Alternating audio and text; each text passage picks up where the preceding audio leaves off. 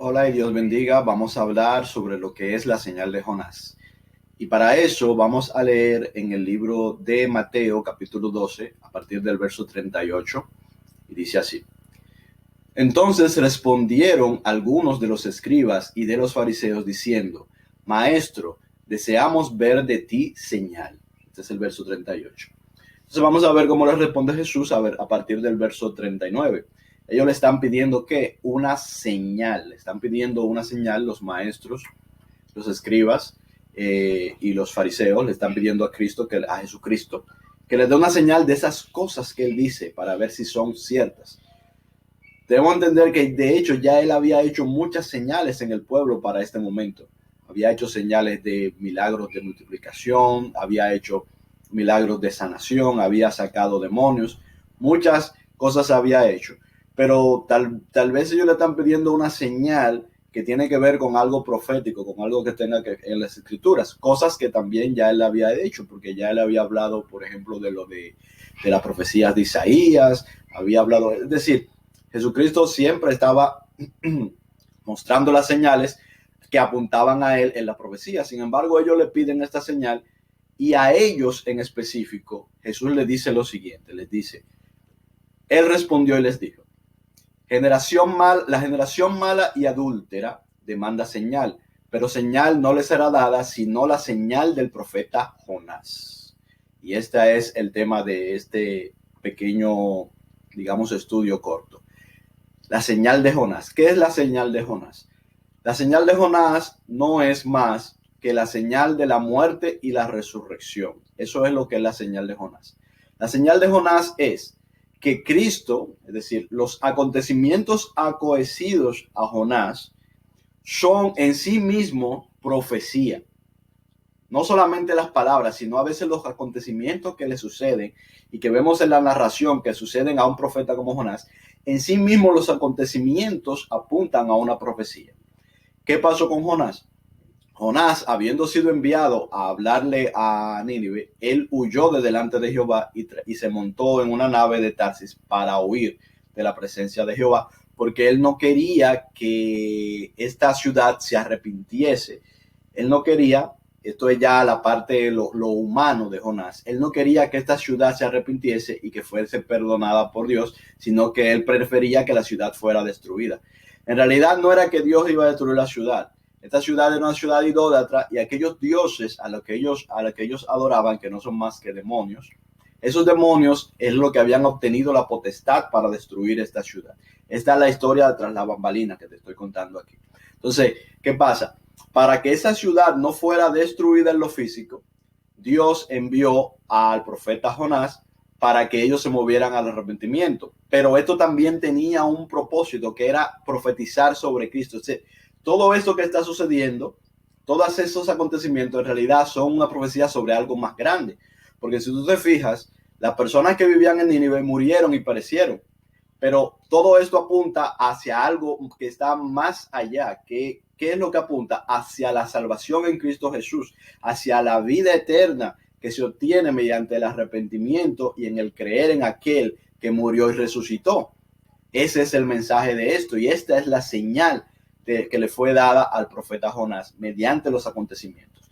¿Qué sucedió? Que Jonás, estando ya en el barco, estando en la nave con los demás, vino una gran tempestad y se quería hundir la nave. Es decir, ya veían que iban a anegar, veían que iban a naufragar y se echaron suertes para ver por qué había venido este mal, porque los que estaban allí venían de diferentes naciones y eran creyentes. Fíjate que los que estaban en la barca venían de muchas naciones diferentes, de muchos, no eran judíos, eran gente de muchas partes del mundo que estaban allí.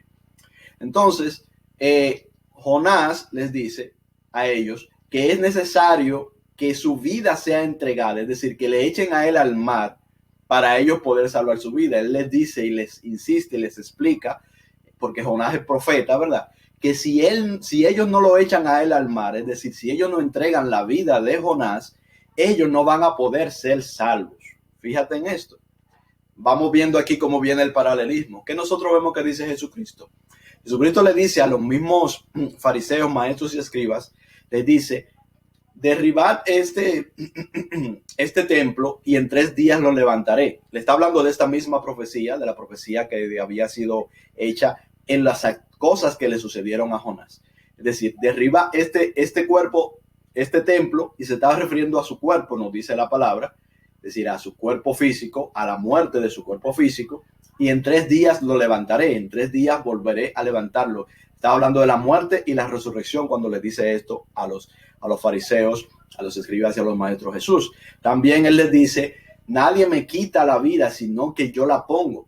Nadie me la puede quitar, sino que yo mismo la pongo, porque yo tengo poder para tomarla y para quitarla. Es decir, ciertamente son los fariseos, los escribas y los maestros los que entregan a Jesús a la muerte, pero es porque él la pone. Nosotros vemos que en varias ocasiones ellos tratan de atraparlo, pero nunca pueden.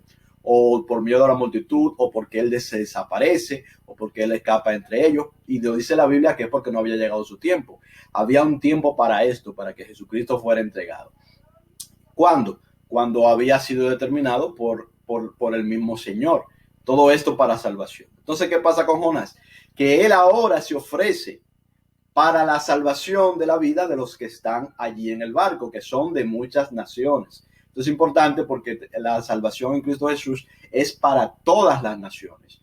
Entonces, ¿qué pasa? Que lo tiran al mar. Cuando lo lanzan al mar, entonces dice que viene un pez y lo traga y lo lleva al fondo del mar, al fondo del abismo, al Seol, lo lleva y está allí 3 días y 3 noches.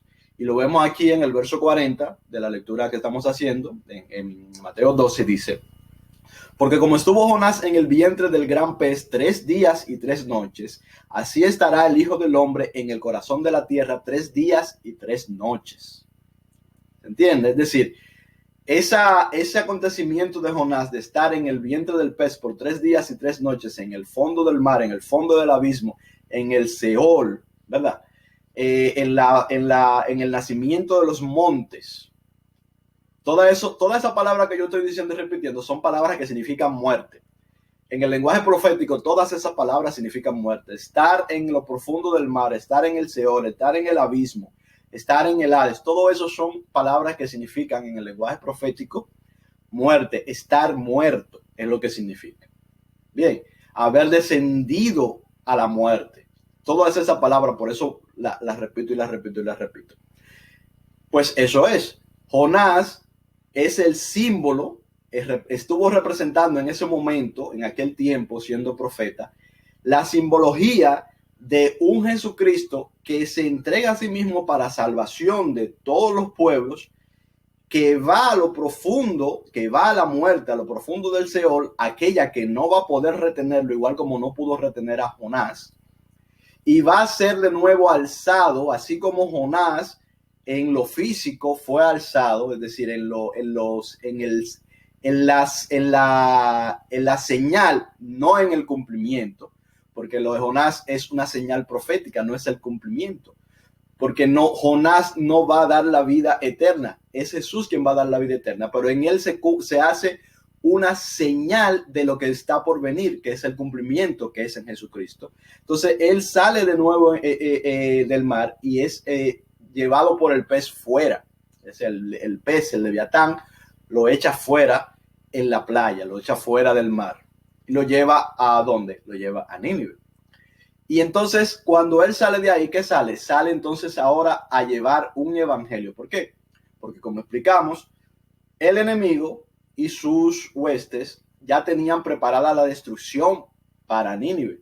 Sin embargo, viene entonces ahora también para Nínive una salvación que es señal, es decir, una salvación en el tiempo. Recordemos que la gente de Nínive luego murió, ¿verdad? No como nosotros, que al siendo salvados en Jesucristo, habiendo creído en él, no moriremos, sino que tendremos vida eterna.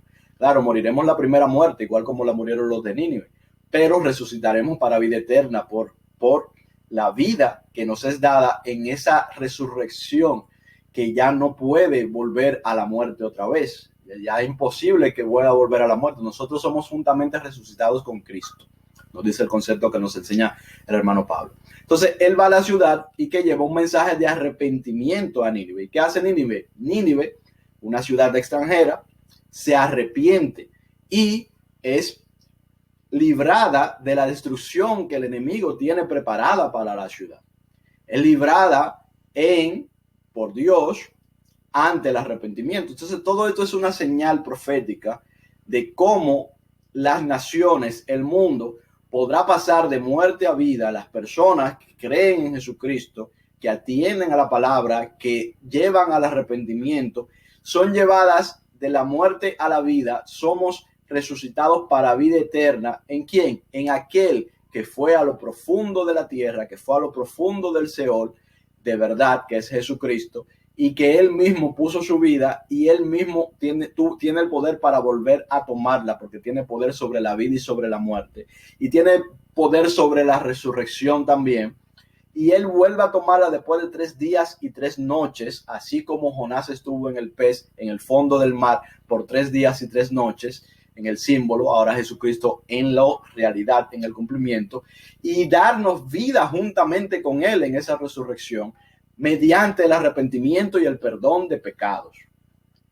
Amén, gloria a Dios. Entonces, eso es lo que, a mi entender, significa, lo que puedo entender, creo que está, desde mi punto de vista, está bastante claro, lo que puedo entender de lo que significa cuando Jesús dice, que lo dice varias veces, sobre la señal de Jonás, la señal de Jonás. Amén. Gloria a Dios. Nos seguimos viendo en algún otro video. Espero que esto les sea de mucha utilidad. A mí, de hecho, ya me lo es. Dios les bendiga. Nos vemos.